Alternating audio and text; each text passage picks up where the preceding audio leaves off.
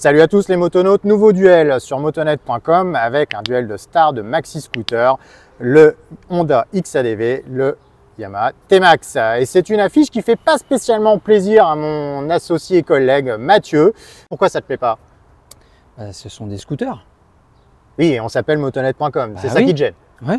Ouais, sauf que ce sont des scooters qui se conduisent avec un permis moto, donc qui se réservent à des motards. Ok. En plus de ça, ce sont des scooters qui utilisent des solutions issues du monde de la moto, surtout le XADV, puisque la plateforme, en fait, c'est la plateforme de la NC 750, tu sais, le Roadster, le Tri. Ils ont juste rajouté de l'habillage scoot, mais on a gardé une roue avant en 17 pouces, à l'arrière c'est du 15. On a le châssis tubulaire identique à la version Tri et à la version Roadster, et on a le même moteur, un bicylindre en ligne de 58,6 chevaux, 69 Nm de couple, accouplé à la fameuse boîte de vitesse à double embrayage DCT de chez Honda. Chez Yamaha, on a un châssis en aluminium, s'il te plaît. Ouais. On a bien des roues de 15 pouces, des étriers radio, une fourche inversée, bref, quelque chose qui a un peu de gueule. Et Yamaha communique justement vachement sur cet aspect de ressenti moto. Donc, ok, on n'essaye pas des motos, ça écorche un petit peu, mais malgré tout, on essaye des engins destinés aux motards qui adoptent des solutions moto. Ça fait sens, non? Ouais, d'accord. Mais bon, tu parlais de la puissance tout à l'heure. Bon, le T-Max, entre guillemets, il fait que 47,6 chevaux, tu vois. Ok, et l'avantage, c'est que du coup, il est immédiatement accessible aux motards à deux qui sont limités aux 35 kW, donc 47,6 chevaux. Pas bête. Pas besoin de bridage. Okay. Sur le XADV, il faut le brider. Bon, tu m'as à moitié convaincu. À moitié, t'es pas complètement converti. On va voir, peut-être qu'en roulant, ça fait longtemps qu'on les a pas essayés. Donc. Et pourtant, comme je le disais en introduction, ce sont de véritables best-sellers. Pensez bien que le T-Max, ça fait plus de 20 ans qu'il domine outrageusement le segment des maxi-scoots.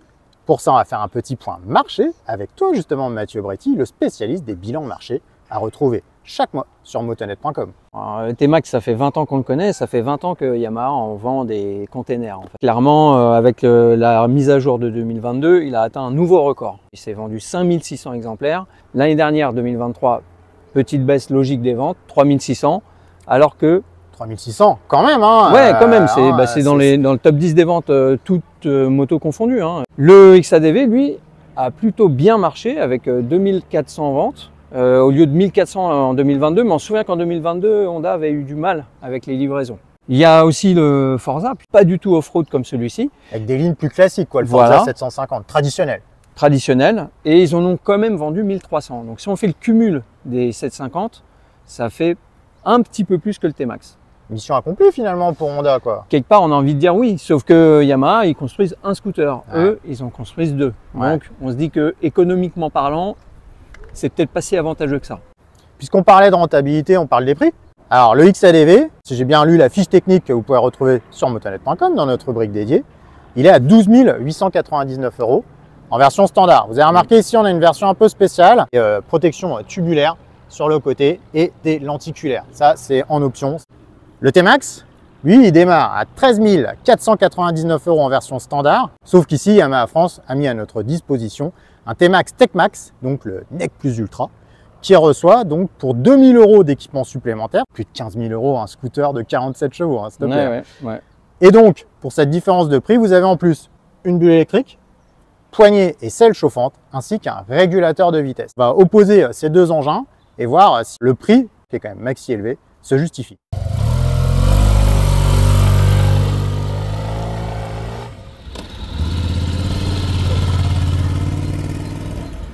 Au guidon de nos maxi scooters, on débute avec le XADV, un guidon très large, un type trail, un guidon qui prodigue une bonne prise en main, un excellent bras de levier aussi du fait de sa largeur. Cependant, avec Mathieu, on a noté que cette largeur pouvait pénaliser les manœuvres à très faible allure, les demi-tours où cependant le XADV offre un rayon de braquage légèrement inférieur à celui du T-Max, de l'ordre d'environ 25 cm. Ce grand guidon, il faudra en prendre garde aussi quand même en interfile. La position est droite, on est bien installé sur la selle. Cette selle se révèle assez ferme à l'usage et il manque un soutien lombaire plus prononcé comme sur le T-Max.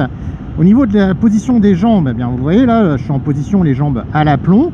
On peut étendre les jambes, mais là, il manque un peu d'espace au niveau du bas du tablier. Et là, on se heurte finalement au compromis qui est obligé de réaliser Honda afin de transformer une moto en scooter. Donc, ça manque un peu de place, voilà, pour bien placer ses pieds à l'oblique.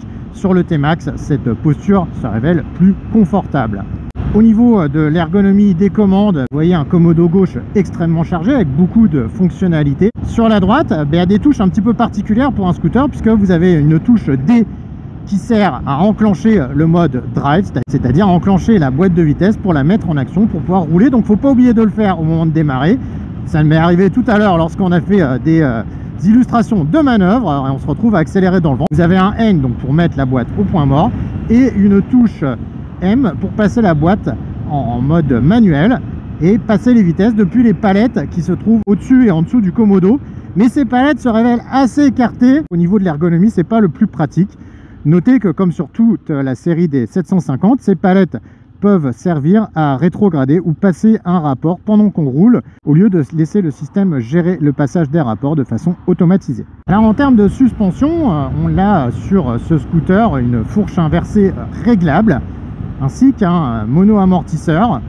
Tout ça dérive directement de la plateforme 750. L'avantage de ce partage de plateforme et du look baroudeur de scooter, c'est que Honda a pu laisser de grands débattements pour un scooter sur son XADV de l'ordre de 150 mm, soit une vingtaine de millimètres de plus que sur le T-Max. Et ça se ressent puisque ça offre au scooter plus de progressivité sur les chocs secs.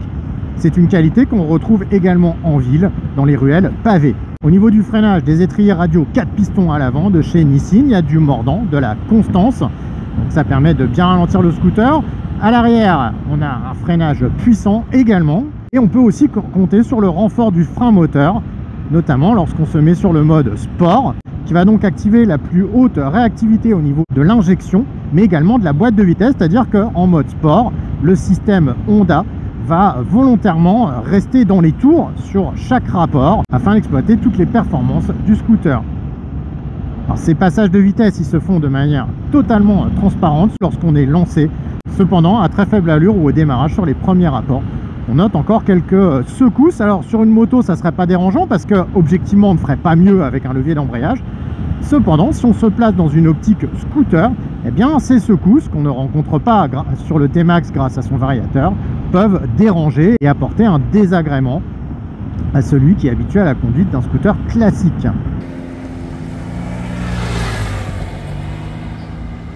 Au guidon maintenant de la référence T-Max, un guidon sur lequel vous pouvez observer qu'Yamaha a fait des bels efforts d'habillage.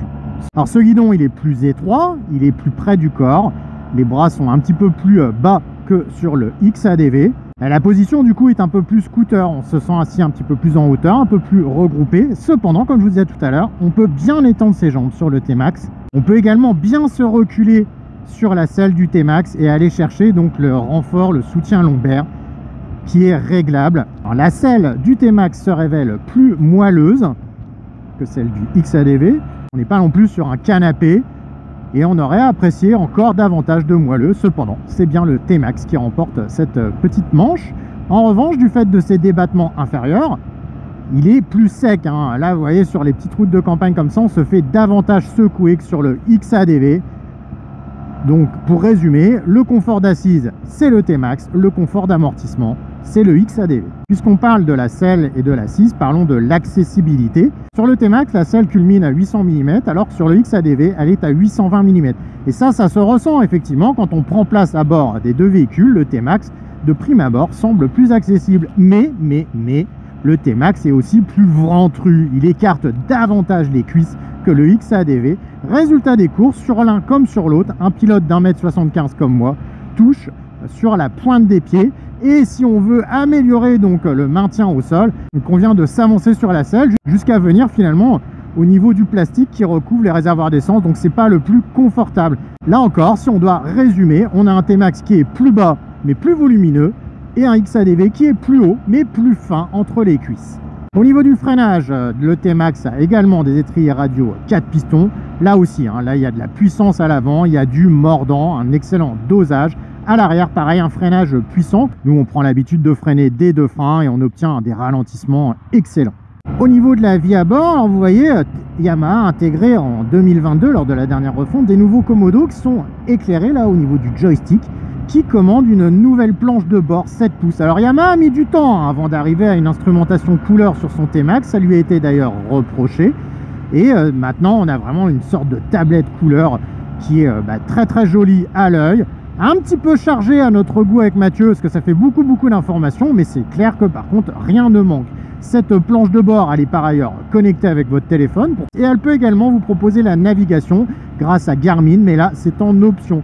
Sur le XADV, on a une planche de bord de 5 pouces, donc plus petite, où il y a également toutes les informations d'usage, la consommation et également le rapport engagé, vu qu'on est en présence d'une boîte de vitesse. Mais comme c'est plus petit, et effectivement, les informations sont un petit peu plus difficiles à déchiffrer. Cette instrumentation Honda peut également proposer la navigation grâce à une fonction d'écran séparé. Le T-Max propose deux séries un anti-patinage, comme sur le XADV, et propose également deux cartographies d'injection standard et sport. Vous voyez, c'est le petit S là qui est ici. On peut changer de mode depuis le commodo droit, comme ceci. Sur le XADV, nous avons 5 modes de conduite. Ça agit à la fois sur le contrôle de traction, sur l'injection et également sur l'ABS et sur la réactivité de la boîte de vitesse double embrayage. Ok Matt, maintenant on a déjà fait un bon tour de la question sur ces deux Maxi Scoot. Ville, campagne, autoroute, périph', on s'est même pris la flotte. Qu'est-ce que tu en penses maintenant? Déjà, en termes de performance pure, je m'attendais à ce que le XADV enterre plus le T-Max que ça. Ouais, tu veux dire du fait qu'il est quand même pratiquement 200 cm3 de plus? Ouais, il y a une dizaine de chevaux de plus. En termes de couple, il y a plus de coffre. Et dans les faits, quand tu te promènes à 30, 40, et en fait le T-Max, il tient le XADV. En partie à cause, entre guillemets, de la boîte du XADV qui se régule grosso modo en mode sport sur le troisième rapport. Et puis qui, lorsque tu ouvres vraiment en grand à toc, réalise que tiens, je vais descendre un rapport. Je ne m'attendais pas à ce petit temps de latence de la part du XADV. En fait. D'accord, ok. Ouais, tu pensais qu'il serait supérieur en termes de performance pure par rapport au T-Max. Ce qui aurait été logique, effectivement, quand on compare les deux fiches techniques. Maintenant, ce qu'on a pu voir avec Mathieu, c'est que le T-Max conserve donc une réactivité instantanée grâce à son variateur. Et ça, notamment, ça permet de marquer des points précieux en ville. Même si lorsqu'on a fait un test de départ arrêté, donc comme un feu rouge, on a pu constater que c'était le XADV qui partait c'est pas devant. la même. Pour le coup, il y a l'avantage plein d'une boîte conventionnelle, on va dire, avec la prise directe, qui fait que quand les watts arrivent, ils sont directement lâchés sur la roue arrière. Et donc, on a vu que de 0 à 90, c'est le XADV qui part devant. Malgré l'écart de poids qui, on vous l'a dit, il y a une quinzaine de kilos d'écart, 16 exactement, qui jouent en faveur du T-Max. Ça ne suffit pas, là, pour le coup, au départ arrêté, à faire la différence. En revanche, donc, comme vous l'a expliqué Mathieu, en termes de relance pure, là, le match est beaucoup plus serré, sachant qu'on avait mis tous les deux les modes sport, donc les cartographies les plus réactives, le DCT à son summum de la vivacité pour avoir le maximum de répondants. Et effectivement, le XADV ne distance pas tant que ça le T-Max, surtout s'il n'est pas sur le bon rapport. Le temps qui rétrograde pour revenir au niveau du T-Max, Yamaha a pris même quelques longueurs d'avance. Au niveau de la consommation, on a pu relever au tableau de bord des consommations de l'ordre de 4,5 litres, 4,6 litres, donc équivalentes pour les deux protagonistes, sachant qu'en termes de rayon d'action, en tout cas, ça va peut-être jouer en faveur du T-Max qui a un réservoir de 15 litres, là où le Honda a un réservoir de 13 litres 2. On parle de partie cycle? Allez, vas-y. Comme on vous l'a expliqué en introduction, sur le XADV, on retrouve une plateforme de moto. Et du coup, on a un toucher assez moto finalement quand on roule avec la roue 17 pouces en plus à l'avant qui apporte de la stabilité. Les premières déambulations, les premières manœuvres, les premiers virages, on a quand même un peu l'impression d'être sur une moto, sauf que c'est la position qui est différente. C'est vrai qu'on a plus un scooter et une moto. Vraiment, c'est très net à l'usage. Alors à l'usage également, ce qu'on a pu constater, c'est qu'en termes de maniabilité pure, c'est le T-Max qui conserve une large avance. Je dis bien une large avance que pour le coup, là, il n'y a vraiment pas photo. D'une part, du fait de ce centre de gravité qui est plus bas. D'autre part, de par sa roue avant de 15 pouces. Notez également qu'à partir de 2022, Yamaha a introduit des jantes forgées en aluminium. Ça permet de grignoter des masses non suspendues et ça, c'est super important pour la maniabilité, la réactivité du véhicule. Il y a vraiment un ressenti très vif, très joueur. Le scooter se dose en plus à merveille grâce à son accélérateur très bien réglé. Le Vario, pour le coup, est plus doux que la boîte DCT, donc ça apporte également de l'agrément supplémentaire. Et pourtant, c'est un scooter qui, malgré tout, sur les routes de campagne, a gardé aussi une belle stabilité. Il y a un bon châssis, il se défend super bien. La seule limite va venir finalement de sa garde au sol qu'on peut venir chatouiller à cause de sa béquille centrale. Le XADV, lui, par contre, cette approche plus moto, elle apporte de la stabilité. On l'a vu tout à l'heure lorsqu'on a fait des vidéos autour d'un rond-point. On le pose, il ne bouge plus de sa trajectoire avec sa roue de 17 pouces. Là-dessus, c'est quand même Revers de la médaille, c'est que sur les enchaînements, il sera plus physique. Il est plus physique. Effectivement, il faut aller chercher le grand guidon pour aller le manœuvrer. Ça se ressent surtout en dessous de 30 km/h, donc essentiellement en ville lors des manœuvres, où il demande plus d'engagement, plus d'effort pour être manœuvré. On passe aux aspects pratiques? Allez, on regarde ça tout de suite. Et on commence par la bulle du T-Max 560, une bulle donc à réglage électrique sur cette version Tech-Max. Elle se commande depuis le joystick sur le commodo gauche. C'est assez pratique, assez intuitif. Vous le voyez, la bulle se soulève quand même de façon significative, silencieusement. Et la protection, on a déjà pu le constater alors que quelques gouttes de pluie sont tombées tout au long de la journée. La protection est vraiment très bonne sur le T-Max au niveau de la tête, des épaules, du buste. Bref, pour prendre le périph' et aller au boulot, sur le Tech-Max, c'est royal au bar. Sur le XADV, on retrouve une bulle à réglage mécanique par le biais de ce dispositif qu'il faut tout d'abord déverrouiller de cette façon. On tire dessus et ensuite on peut amener la bulle en s'aidant de sa main droite pour que ça aille mieux. On reverrouille et voilà. Alors, la déflexion, elle est inférieure à celle du T-Max tout simplement parce que la bulle, vous voyez, elle est quand même moins volumineuse, elle s'écarte moins. En revanche, on n'a pas noté de turbulence et on a malgré tout une bonne protection du buste et d'une grande partie du casque. Indispensable sur un maxi scoot, un vide-poche sur le côté droit. On l'ouvre de cette façon. À l'intérieur, on retrouve une prise USB ainsi qu'un astucieux logement pour mettre un téléphone. Vous voyez, qui se présente de cette façon avec un élastique pour le maintenir. Ici, on est en présence d'un gros téléphone. C'est un Samsung S24 Ultra, donc vraiment un gros modèle avec la coque. Et vous voyez, ça rentre. Ça, c'est quand même bien fichu. On reglisse le tout de cette façon. Le téléphone donc est bien maintenu. Il n'est pas soumis aux vibrations. Et on peut donc le brancher directement sur la prise. Sauf que dans les faits, avec un aussi volumineux téléphone, il faudra opter pour une connectique avec un embout courbé à 90 degrés, de manière à ce que ça ne vienne pas au contact lorsqu'on referme la trappe. Sur un téléphone de format plus conventionnel, ça passe, on a fait l'essai avec Mathieu, il n'y a aucun problème. Sur le Honda, on retrouve également un vide-poche sur le côté droit qui s'ouvre de cette façon. Et à l'intérieur, pas de prise, pas de support pour mettre un téléphone et vous le voyez aussi une place qui est beaucoup plus comptée. On reprend le même téléphone, vous voyez, non, ça ne rentre pas. Donc c'est vrai que pendant plusieurs années, on avait demandé à Honda d'installer un vide-poche sur ces scooters. À la base, c'était un Integra, le 750, il y a plusieurs années. Alors ils ont fait l'effort, mais c'est plutôt un vide-pochette.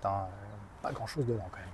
Passons maintenant à la trappe à essence et à l'espace en soute. Trappe à essence de type aviation sur la Yamaha. Le blason d'Iwata soigne les détails sur ce T-Max dont la finition ne souffre d'aucune critique. La selle s'ouvre depuis ce bouton pour la déverrouiller grâce à la clé sans contact qu'on peut garder dans la poche qui permet au scooter de vous reconnaître et donc de se verrouiller, se déverrouiller automatiquement à votre approche. La selle se soulève de cette façon avec une assistance par vérin. C'est bien maintenu, c'est solide. On retrouve à l'intérieur une petite lumière à LED pour éclairer. Et dedans, comme vous pouvez le voir, on a fait tenir un gros casque modulable. Alors j'insiste, c'est un casque à grosse coque. Une paire de gants et également un pantalon de pluie de grand modèle. Une capacité d'emport assez généreuse, malgré donc une réduction des volumes qui a été opérée en 2022 lorsque Yamaha a revu le design de son T-Max et a raboté un petit peu sur les côtés. On conserve cette capacité d'emport.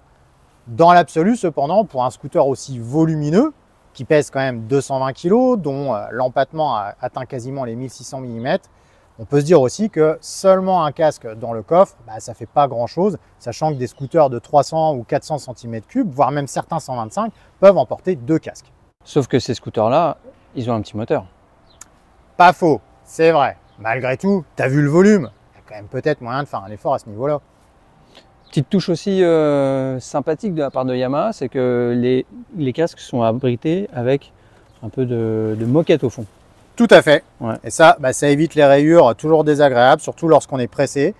Sur le Honda, l'ouverture de la trappe à essence s'effectue depuis ce bouton ici. Ça ouvre le logement. Et on a donc un bouchon d'essence qui n'est pas sur charnière et qui fait un peu cheap, non? Il fait un peu basique, j'ai l'impression que c'est la même référence que ceux des CG 150 au Brésil. Ouais, ça fait pas premium, mais c'est dommage parce que dans l'ensemble, ce XADV offre une belle qualité de réalisation. En plus, il y a des belles pièces, notamment sa fourche inversée qui est réglable, contrairement à celle du T-Max. C'est un scooter qui est correctement fini. C'est dommage de perdre des points pour des détails comme ça un petit peu cheap. On passe au coffre. Pour l'ouvrir, ce bouton. Alors lui, il s'ouvre de l'arrière vers l'avant, avec là aussi une assistance par vérin. Alors cette assistance par vérin, t'as vu Matt? Elle est désaxée en fait. Ouais, voilà. Alors, ce qui fait que du coup, le maintien en position ouverte, il est un petit peu plus précaire. Et puis quand on le renfonce, j'ai remarqué qu'il a tendance à se tordre un peu, quoi. Et d'ailleurs, quand on le ferme, quand on ferme le coffre, et on voit d'ailleurs qu'ici c'est abîmé près du dispositif de fermeture. Oh, il y a eu de l'usinage là. Ouais, clairement. On sent qu'il faut forcer un peu. Donc ça ne met pas en confiance. Au niveau justement de ce genre de détails, on n'a pas de moquette. Donc le casque repose à même le plastique. Et on voit que la capacité d'emport est moindre. D'ailleurs, on a fait rentrer ton casque à rail quantique. On n'a pas fait rentrer mon JC modulable I100. On a mis ta paire de gants. Par contre, on n'aurait pas fait rentrer la combinaison de pluie. Avantage pour le Yamaha, pour le T-Max, en termes de capacité d'emport. Même si, je me permets encore d'insister là-dessus, pour l'un comme pour l'autre, cette capacité d'emport pourrait être améliorée. Notez que sur le XADV, on a un guidon façon enduro entre guillemets, donc typé moto, assez large. Ce guidon comprend à ses extrémités des pare-mains sur le XADV et oui, Honda reste fidèle à cette approche un petit peu baroudeuse. Et n'empêche que ces pare-mains, c'est bienvenu, notamment en hiver, pour couper le vent. Mais sur le T-Max TechMax, vous avez les poignées chauffantes, ce qui est encore un level au-dessus. Poignées qui s'accompagnent également de selles chauffantes sur cette version haut de gamme TechMax. Au niveau des passagers, on a des repose-pieds rétractables sur les deux modèles, de cette façon donc sur le XADV, de cette façon sur le T-Max. Il y a un petit peu moins d'effort d'intégration et en plus ils sont dépourvus de caoutchouc. En revanche, le T-Max marque un point précieux en termes de confort, cette fois pour le conducteur, puisque le dos règle est réglable en longueur, ce qui permet d'avoir le meilleur maintien possible pour le bas du dos. Mathieu et moi, c'est le genre d'argument auquel on est sensible, parce que le bas du dos, c'est des régions un peu fragiles. On commence à vieillir. C'est ça. Que peut-on conclure de ce nouveau duel T-Max XADV? On en conclut que le T-Max conserve une longueur d'avance quand on fait le bilan de toutes ses qualités. On l'a vu en ville, une adresse supérieure au XADV, l'XADV qui lui réplique quand même sur les routes de campagne. En fait, pour vraiment un programme purement urbain, périurbain, le T-Max s'impose là parce qu'il a sa transmission conventionnelle pour un scooter qui est quand même plus fluide, plus agréable. Et puis ça se fait plus naturellement, on est vraiment concentré sur sa conduite. On n'est pas là à se dire est-ce que le moteur est sur le bon rapport, est-ce que je mets un coup de gâchette ou quoi aux caisses. Non, c'est vraiment du on-off, simple, basique mais efficace. Puisqu'on parle de transmission, la transmission du T-Max par courroie, pas d'entretien, pas de tension. La chaîne du XADV, il faudra l'agresser, il faudra l'attendre, il faudra également la changer plus fréquemment que la courroie. Ouais. Et un key chain, c'est pas donné. Du coup, on peut s'interroger sur cette approche par rapport à cette transmission donc, par chaîne et cette boîte de vitesse DCT qui, si elle prend tout à fait sa place sur des motos à vocation voyageuse comme la Goldwing ou la NT 1100 ou encore l'Africa Twin, laisse plus perplexe dans son interprétation sur un scooter parce que finalement, on n'en voit pas vraiment l'intérêt. Non. Un Vario fait mieux. Bah clairement. Du coup, forcément, le T-Max en profite. Le T-Max, on vous l'a dit aussi, il présente plus d'aspects pratiques, que ce soit au niveau de la protection, que ce soit au niveau du volume d'emport dans son coffre, où il y a une moquette. On l'a vu aussi au niveau du vide-poche. La fermeture de la selle aussi, qui se fait d'un doigt, alors que sur celui-ci, il faut méchamment insister. Et sur un véhicule de cette gamme-là, on a envie de dire, ça se fait pas. Non. Sachant que c'est en plus une caractéristique qu'on avait déjà relevée dans nos duels précédents, sachant que le XADV est sorti en 2017. Il y a la question du tarif aussi, parce que dans la gamme Honda, c'est vrai qu'il y a des véhicules qui font presque aussi bien en termes d'utilisation quotidienne. Ah, toi, je te vois venir, tu vas ramener ça au prisme de la moto, ouais. Et tu vas me dire que finalement, pourquoi acheter un scooter? Regarde la NC750X, qui est stylée aussi, qui est une vraie moto, qui a une capacité d'emport comparable, voire meilleur. Et oui, parce que sur la NC750X, il y a le coffre réservoir d'une capacité de 23 litres dans lequel on met un casque intégral. Tout ça pour la modique somme de 9 800 €. Allez, on fait le tout à 10 000, mais il y a quasiment 3 000 € d'écart en faveur de la moto. On peut se dire que soit la moto est bien placée, soit le scooter est très cher. Après, il plaît. Il a quand même une sacrée gueule ce scooter. Au niveau du design, ouais, c'est le motard qui va parler là pour le coup. C'est vrai que c'est plus sexy, plus attrayant, comme ça un scoot trail, plutôt qu'un pur scooter qui fait un peu plastoc, quoi. Là, il y a des petites jantes à rayons, il y a des pneus à crampons, il a une attitude un peu plus haute, un peu plus rallye, on va dire. Donc jeu 7 et match pour le T-Max. Pour le T-Max quand même. Ce qui ne veut pas dire qu'il est exempt de défaut, hein, puisqu'on parlait du prix. Quand même, là, cette version Tech-Max à 15 500 €, ça picote. Hein. Mais d'un autre côté, puisqu'ils se vendent, pourquoi se priver? Voilà. Bon, ça sera le mot de la fin. À plus et bonne route. Voilà, allez.